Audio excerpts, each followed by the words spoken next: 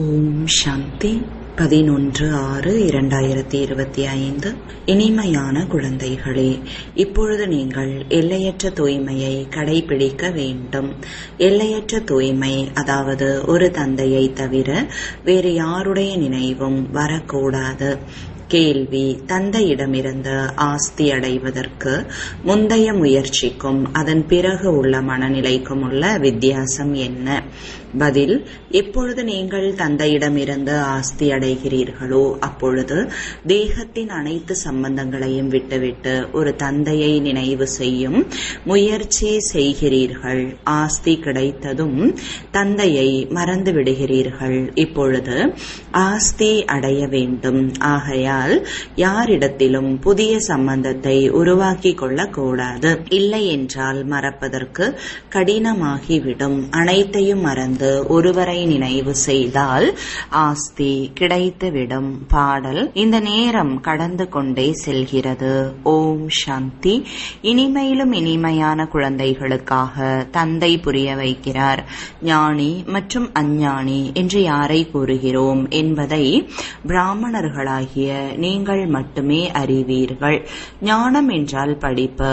இதன் மூலம் நான் ஆத்மா, அவர் பரமபிதா பரமாத்மா என்பதை நீங்கள் அறிந்து கொண்டீர்கள். நீங்கள் அங்கிருந்து மதுவனத்திற்கு வருகின்ற பொழுது முதலில் தன்னை ஆத்மா என்று புரிந்து கொள்கிறீர்கள்.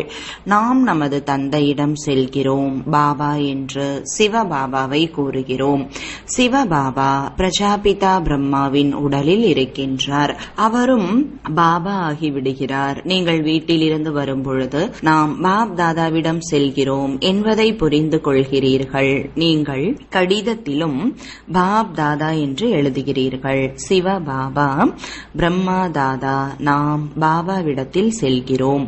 பாபா ஒவ்வொரு கல்பத்திலும் நம்மை சந்திக்கிறார். பாபா நம்மை எல்லையற்ற தூய்மையானவர்களாக ஆக்கி நமக்கு எல்லையற்ற ஆஸ்தியை கொடுக்கிறார். தூய்மையில் எல்லைக்கு உட்பட்டது மற்றும் எல்லையற்றது என்று இருக்கிறது. எல்லையற்ற தூய்மை சதோபிரதானம் ஆவதற்காக நீங்கள் முயற்சி செய்து கொண்டிருக்கிறீர்கள். வரிசை கிரமம் ஏற்படவே செய்கிறது. எல்லையற்ற தூய்மை என்றால் ஒரு எல்லையற்ற தந்தையை தவிர வேறு யாருடைய நினைவும் வரக்கூடாது. அந்த பாபா மிகவும் இனிமையானவராக இருக்கிறார். உயர்ந்ததிலும் உயர்ந்தவர் இறைவன். மேலும் எல்லையற்ற தந்தையாகவும் இருக்கின்றார். அனைவரின் தந்தையாவார். குழந்தைகளாகிய நீங்கள்தான் அறிந்திருக்கிறீர்கள். எல்லையற்ற தந்தை எப்பொழுதும் பாரதத்தில்தான் வருகிறார். வந்து எல்லையற்ற சந்நியாசம் செய்விக்கிறார். சந்நியாசமும் முக்கியமானது அல்லவா? இதுதான் வைராகியம் என்று கூறப்படுகிறது. முழு பழைய மோசமான உலகத்தின் மீது தந்தை வைராகியத்தை ஏற்படுத்துகிறார். குழந்தைகளே, இதிலிருந்து புத்தியின் நினைவை நீக்கிவிடுங்கள். இதன் பெயரே நரகம், துக்கதாமம். யாராவது இறந்துவிட்டால் சொர்க்கவாசி ஆகிவிட்டார் என்று கூறுகின்றனர். என்றால் நரகத்தில் இருந்தார் அல்லவா? இவர்கள் என்ன கூறுகிறார்களோ அதுவும் தவறானது ஆகும். தந்தை சொர்க்கவாசி ஆவதற்காக சரியான விஷயத்தை கூறுகிறார். சொர்க்கவாசி ஆவதற்காகவும் கூட தந்தையை தவிர வேறு யாரும் முயற்சி செய்விக்க முடியாது. 21 பிறவிகளுக்கு சொர்க்கவாசி ஆவதற்காக நீங்கள் இப்பொழுது முயற்சி செய்து கொண்டு இருக்கிறீர்கள். ஆக்கக்கூடியவர் தந்தை ஆவார். அவர் ஸ்வர்க்கத்தை படைக்கும் இறை தந்தை என்று கூறப்படுகிறார். அவரே வந்து கூறுகிறார், குழந்தைகளே, நான் உங்களை முதலில் சாந்தி தாமத்திற்கு அழைத்து செல்வேன். எஜமானன் அல்லவா? சாந்தி தாமத்திற்கு சென்று பிறகு சுகதாமத்திற்கு நடிப்பை நடிக்க வருவீர்கள். நாம் சாந்தி தாமம் செல்லும் பொழுது அனைத்து தர்மத்தை சார்ந்தவர்களும் சாந்தி தாமத்திற்கு வருவார்கள். புத்தியில் இந்த முழு நாடக சக்கரத்தை நினைவில் வைத்துக் கொள்ள வேண்டும். நாம் அனைவரும் சாந்தி தாமத்திற்கு செல்வோம். பிறகு நாம் தான் முதலில் வந்து தந்தையிடமிருந்து ஆஸ்தி அடைகிறோம். யாரிடமிருந்து ஆஸ்தி அடைவோமோ அவரை அவசியம் நினைவு செய்ய வேண்டும். ஆஸ்தி அடைந்து விட்டால் பிறகு தந்தையின் நினைவை மறந்து விடுவோம் என்பதை குழந்தைகள் அறிந்திருக்கிறீர்கள். மிக எளிய முறையில் ஆஸ்தி கிடைக்கிறது. தந்தை நேரில் கூறுகிறார், இனிய குழந்தைகளே, உங்களது தேக சம்பந்தங்கள் அனைத்தையும் மறந்து விடுங்கள். இப்பொழுது எந்த ஒரு புது சம்பந்தங்களையும் உருவாக்கி கொள்ளக்கூடாது. ஒருவேளை ஏதாவது புது சம்பந்தங்களை உருவாக்கி கொண்டால் பிறகு அதை மறக்க வேண்டி இருக்கும். ஒருவேளை ஆண் அல்லது பெண் குழந்தை பிறந்துவிட்டால் அதுவும் கடினமாகிவிடும். அதிக நினைவு வரும் அல்லவா? அனைத்தையும் மறந்து ஒருவரை மட்டும் நினைவு செய்யுங்கள் என்று தந்தை கூறுகிறார். அவர்தான் நமது தாய், தந்தை, ஆசிரியர், குரு போன்ற அனைத்துமாக இருக்கிறார். ஒரு தந்தையின் குழந்தைகளாகிய நாம் சகோதர சகோதரிகளாக இருக்கின்றோம். சித்தப்பா, மாமா போன்ற எந்த சம்பந்தமும் கிடையாது. இந்த ஒரே ஒரு சமயத்தில்தான் சகோதர சகோதரி என்ற சம்பந்தம் ஏற்படுகிறது. பிரம்மாவின் குழந்தையாக, சிவபாபாவின் குழந்தையாகவும் இருக்கிறோம். பேரன் பேத்திகளாகவும் இருக்கிறோம். இது உறுதியாக புத்தியில் நினைவிற்கு வருகிறது அல்லவா? வரிசைப்படியான முயற்சியின் அடிப்படையில் நடந்தாலும் காரியங்கள் செய்தாலும் குழந்தைகளாகிய நீங்கள் சுய தரிசன சக்கரதாரிகளாக ஆகிறீர்கள். குழந்தைகளாகிய நீங்கள் இந்த நேரத்தில் சைத்தன்ய லைட் ஹவுஸாக இருக்கிறீர்கள். உங்களது ஒரு கண்ணில் முக்தி தாமம், மற்றொரு கண்ணில் ஜீவன் முக்தி தாமம் இருக்கிறது. அந்த கலங்கரை விளக்கு ஜடமானது. நீங்கள் சைத்தன்யமானவர்கள். உங்களுக்கு ஞான கண் கிடைத்திருக்கிறது. நீங்கள் ஞானமுடையவர்களாகி அனைவருக்கும் வழிகாட்டுகிறீர்கள். தந்தையும் உங்களுக்கு கற்பித்துக் கொண்டிருக்கிறார். இது துக்கதாமம். நாம் இப்பொழுது சங்கம யுகத்தில் இருக்கிறோம். மற்றபடி முழு உலகமும் கலியுகத்தில் இருக்கிறது என்பதை நீங்கள் அறிவீர்கள். சங்கம யுகத்தில் தந்தை குழந்தைகளுடன் சேர்ந்து அமர்ந்து உரையாடல் செய்கிறார். மேலும் குழந்தைகள்தான் இங்கு வருகின்றனர். பாபா, இன்னாரை அழைத்து வரலாமா என்று சில குழந்தைகள் கேட்கிறார்கள். குணங்களை கற்றுக்கொள்ள முடியும். அம்பு பதிந்துவிடும். நல்லதுதானே. ஆக பாபாவிற்கு கருணை ஏற்படுகிறது. அவர்களுக்கும் நன்மை ஏற்பட வேண்டும். இது புருஷோத்தம சங்கம யுகம் என்பதை குழந்தைகளாகிய நீங்கள் அறிவீர்கள். இந்த நேரத்தில்தான் நீங்கள் புருஷோத்தமர்களாக ஆகிறீர்கள். கலியுகத்தில் அனைவரும் அசுத்தமானவர்களாக இருக்கிறார்கள். உத்தம புருஷர்களாகிய லக்ஷ்மி நாராயணரை வணங்குகிறார்கள். சத்தியுகத்தில் யாரும் யாரையும் வணங்குவது கிடையாது. இங்கிருக்கும் அனைத்து விஷயங்களும் அங்கு இருக்காது. நல்ல முறையில் தந்தையின் நினைவில் இருந்து சேவை செய்தீர்கள் என்றால் நாளடைவில் உங்களுக்கு காட்சிகள் கிடைக்கும் என்பதை தந்தை புரிய வைத்திருக்கிறார். நீங்கள் யாருக்கும் பக்தி செய்வது கிடையாது. உங்களுக்கு தந்தை படிப்பை கற்பிக்கிறார். வீட்டில் அமர்ந்து கொண்டே தானாகவே காட்சிகள் போன்றவைகள் ஏற்பட்டு கொண்டே இருக்கின்றன. பலருக்கு பிரம்மாவின் காட்சியும் கிடைக்கிறது. அவரது காட்சியை பார்ப்பதற்காக எந்த முயற்சியும் செய்வது கிடையாது. எல்லையற்ற தந்தை இவர் மூலமாக காட்சிகளை காண்பிக்கிறார். பக்தி மார்க்கத்தில் யார் யார் மீது என்ன பாவனை வைக்கிறார்களோ அவர்களது காட்சிகள் கிடைக்கிறது. இப்பொழுது உங்களது பாவனை அனைவரையும் விட உயர்ந்ததிலும் உயர்ந்த தந்தையின் மீது இருக்கிறது. ஆக எந்த உழைப்பும் இல்லாமல் தந்தை காட்சிகளை காண்பித்துக் கொண்டிருக்கிறார். ஆரம்பத்தில் எத்தனையோ பேர் தியானத்தில் சென்றனர். தானாகவே எதிரில் வந்து அமர்ந்து தியானத்தில் சென்று விடுவார்கள். எந்த பக்தியும் செய்யவில்லை. குழந்தைகள் எப்பொழுதாவது பக்தி செய்கிறார்களா என்ன? ஒரு விளையாட்டு போன்றே ஆகிவிடும். ஆகிவிட்டது, வைகுண்டத்திற்கு செல்லலாம். ஒருவரை ஒருவர் பார்த்து சென்றார்கள். எதுவெல்லாம் கடந்து போயிற்றோ அதை திரும்பவும் செய்வீர்கள். நாம் தான் இந்த தர்மத்தை சார்ந்தவர்களாக இருந்தோம் என்பதை நீங்கள் அறிவீர்கள். சத்யுகத்தில் முதலில் இந்த தர்மம் இருந்தது. இதில் அதிக சுகம் இருக்கிறது. பிறகு சிறிது சிறிதாக கலைகள் குறைந்து கொண்டே வருகின்றன. எந்த சுகம் புது கட்டிடத்தில் இருக்குமோ அது பழையதில் இருக்காது. சிறிது காலத்திற்கு பிறகு பகட்டு குறைந்துவிடும். சொர்க்கத்திற்கும் நரகத்திற்கும் அதிக வித்தியாசம் இருக்கிறது அல்லவா? எங்கு இந்த சொர்க்கம் இருக்கிறது, எங்கு அந்த நரகம் இருக்கிறது? நீங்கள் மகிழ்ச்சியாக இருக்கிறீர்கள். தந்தையின் நினைவும் உறுதியானதாக ஆகிவிடும் என்பதை அறிவீர்கள். நான் ஆத்மா என்பதை மறந்து விடுகிறீர்கள். பிறகு தேக அபிமானத்தில் வந்து விடுகிறீர்கள். இங்கு அமர்ந்து இருந்தாலும் முயற்சி செய்து தன்னை ஆத்மா என்று நிச்சயம் செய்யுங்கள். ஆக தந்தையின் நினைவும் இருக்கும். தேகத்தில் வருவதன் மூலம் தேகத்தின் அனைத்து சம்பந்தங்களும் நினைவிற்கு வந்துவிடும். இது ஒரு சட்டமாகும். எனக்கு ஒருவரை தவிர வேறு யாரும் இல்லை என்று நீங்கள் பாடுகிறீர்கள். பாபா, நாம் பலியாகி விடுவோம். அது இப்போதைய நேரம் ஆகும். ஒருவரை மட்டுமே நினைவு செய்ய வேண்டும். கண்களினால் யாரை வேண்டும் என்றாலும் பாருங்கள், எங்கு வேண்டும் என்றாலும் செல்லுங்கள். ஆத்மாவானது தந்தையை நினைவு செய்தால் போதும். ஷரீர நிர்வாகத்திற்காக காரியங்களும் செய்ய வேண்டும். கைகள் வேலை செய்து கொண்டிருந்தாலும் மனம் தந்தையின் நினைவில் இருக்கட்டும். ஆத்மா தனது அன்பானவரை தான் நினைவு செய்ய வேண்டும். யாருக்காவது தனது தோழியின் மீது அன்பு ஏற்பட்டால் அவரது நினைவு நிலைத்து விடுகிறது.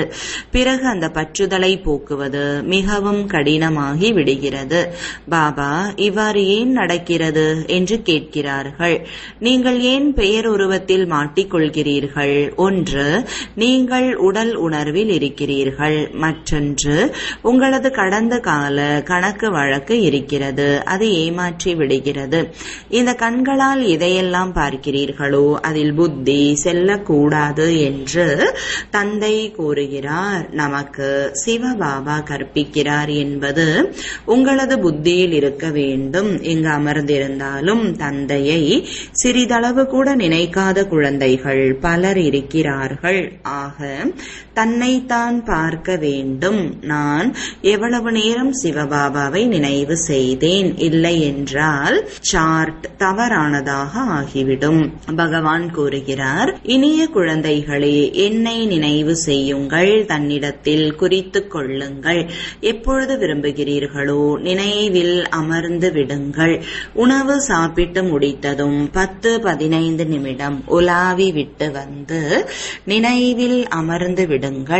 ஏனென்றால் இங்கு வேறு எந்த வேலையும் கிடையாது. இருப்பினும் எந்த தொழிலை விட்டுவிட்டு வந்திருக்கிறீர்களோ அதன் நினைவு சிலரது புத்தியில் வந்து கொண்டே இருக்கிறது. மிகவும் உயர்ந்த லட்சியம். அதனால்தான் பாபா கூறுகிறார், தன்னை சோதித்துக் கொள்ளுங்கள். இது உங்களது மிகவும் விலை மதிக்க முடியாத நேரமாகும். பக்தி மார்க்கத்தில் நீங்கள் எவ்வளவு நேரத்தை வீணாக்கினீர்கள்? நாளுக்கு நாள் வீழ்ச்சி அடைந்து கொண்டே இருந்தீர்கள். கிருஷ்ணரின் காட்சி கிடைத்ததும் அளவற்ற மகிழ்ச்சி ஏற்பட்டு விடுகிறது. அடைவது எதுவும் கிடையாது.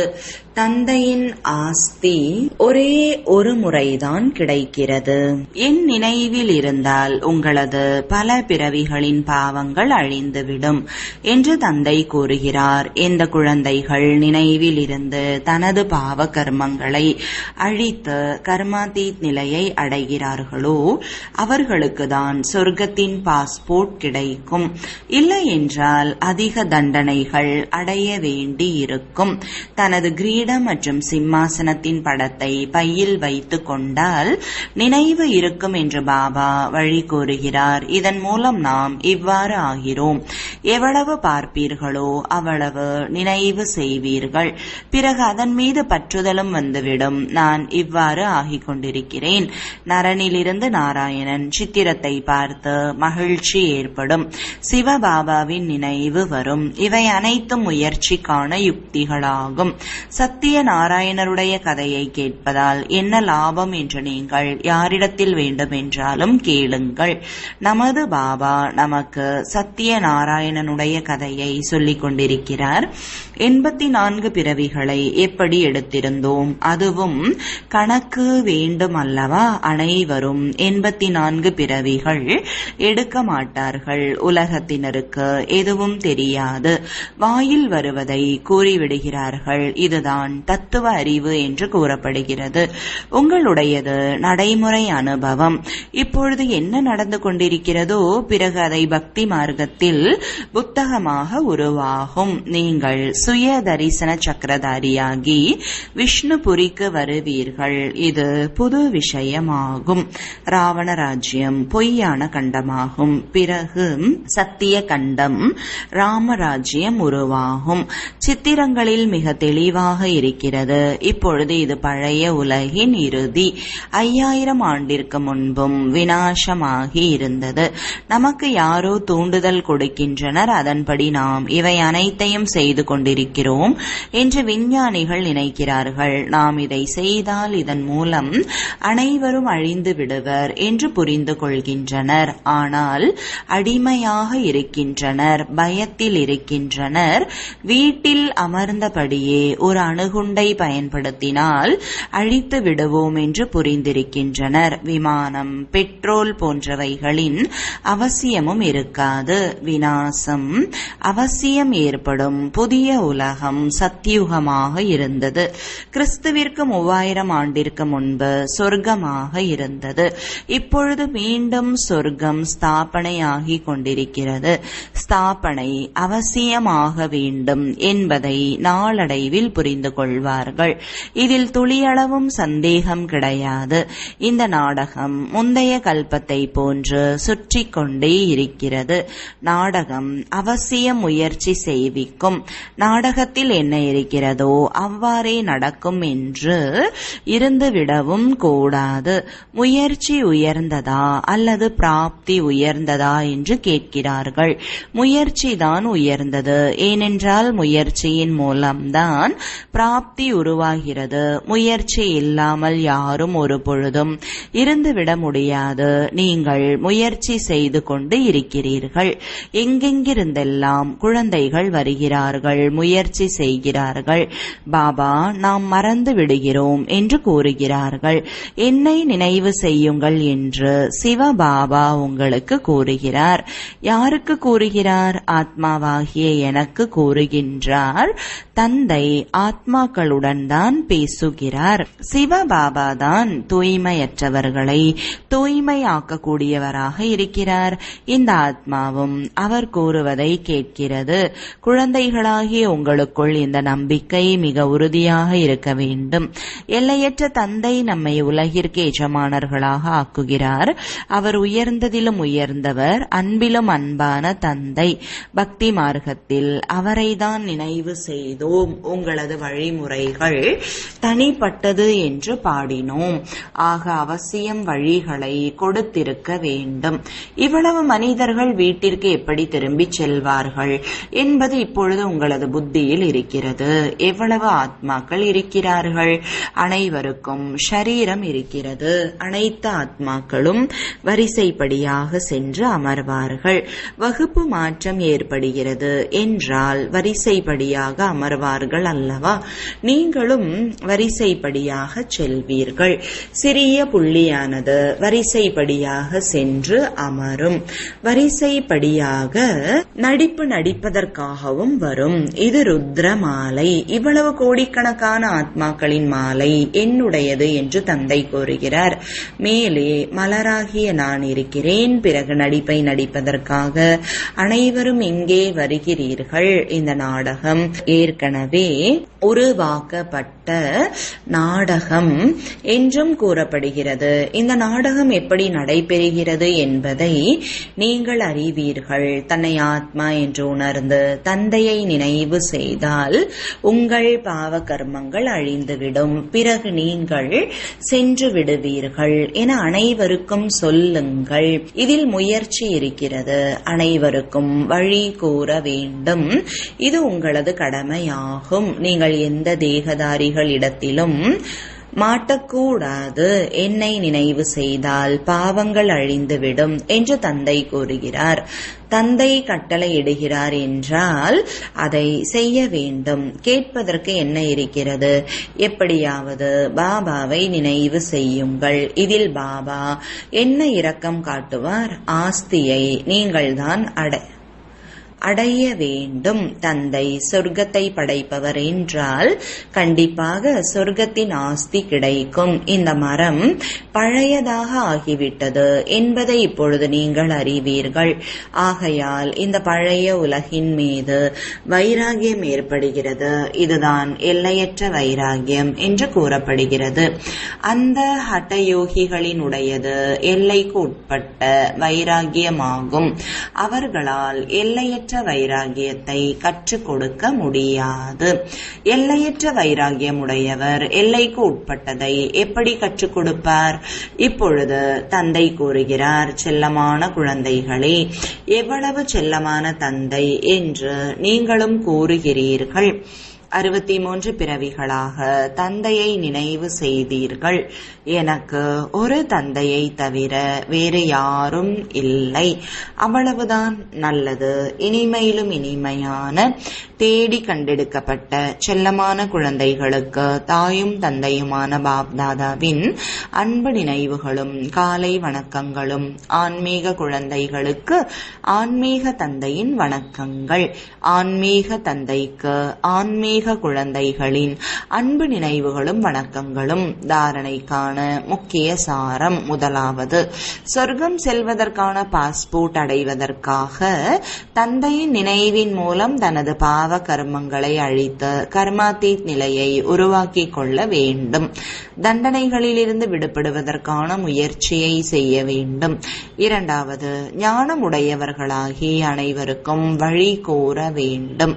சைத்தன்ய கலங்கரை விளக்கமாக வேண்டும். ஒரு கண்ணில் சாந்தி தாமம், மற்றொரு கண்ணில் சுகதாமம் இருக்க வேண்டும். இந்த துக்கதாமத்தை மறந்துவிட வேண்டும். வரதானம். ஒவ்வொரு ஆத்மாவையும் உயர்த்துவதற்கான பாவனையுடன் மதிப்பளிக்கக்கூடிய சுப சிந்தனையாளர் ஆகுக. ஒவ்வொரு ஆத்மாவிற்காகவும் உயர்ந்த பாவனை, அதாவது உயர்த்துவதற்கு அல்லது முன்னேற்றுவதற்கான பாவனை வைக்க வேண்டும். சுப சிந்தனையாளர் ஆக வேண்டும். தனது சுபமான உள்ளுணர்வு மூலம், சுப சிந்தனையாளர் ஸ்திதி மூலம் மற்றவர்களின் அவகுணங்களை மாற்ற வேண்டும். பிறருடைய பலவீனம் அல்லது அவகுணத்தை தனது பலவீனம் என உணர்ந்து வர்ணனை செய்வதற்கு பதிலாக, பரப்புவதற்கு பதிலாக உள்ளடக்கி விட வேண்டும் மற்றும் மாற்றம் செய்ய வேண்டும். இதுதான் மதிப்பளிப்பதாகும். பெரிய விஷயத்தை சிறியதாக ஆக்குவது, மனசோர்வடைந்தவர்களை சக்திவான் ஆக்குவது, அவர்களின் தொடர்பின் சாயத்தில் வராமல் இருப்பது, எப்பொழுதும் அவர்களையும் ஊக்கம் உற்சாகத்தில் கொண்டு வருவது, இதுதான் மதிப்பளிப்பதாகும். அந்த மாதிரி மதிப்பளிப்பவர்கள்தான் சுப சிந்தனையாளர் ஆவார்கள். ஸ்லோகன்: தியாகத்தின் பாக்கியத்தை முடித்துவிடக்கூடியவை பழைய சுபாவ சம்ஸ்காரங்கள். எனவே இவற்றையும் தியாகம் செய்யுங்கள். அவ்யக்த சமிஞ்சை: ஆத்மீக ஸ்திதியில் நிலைத்திருப்பதற்கான பயிற்சி செய்யுங்கள். உள்நோக்கு தன்மை உடையவர் ஆகுங்கள். எப்படி பிரம்மா பாபா தனிமை விரும்பியாக இருந்த காரணத்தால் எப்பொழுதும் உள்முக நோக்கில் இருந்தார். நான் ஆத்மா, நான் ஆத்மா இந்த பாடத்தை உறுதிப்படுத்தினார். இந்த காரணத்தால் தானும் எப்பொழுதும் சக்தி மற்றும் சுகத்தின் கடலில் மூழ்கி இருந்தார்.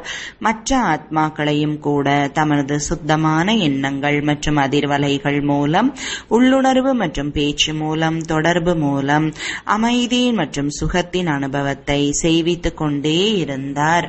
அதுபோல தந்தையை பின்பற்றுங்கள். ஓம் சாந்தி.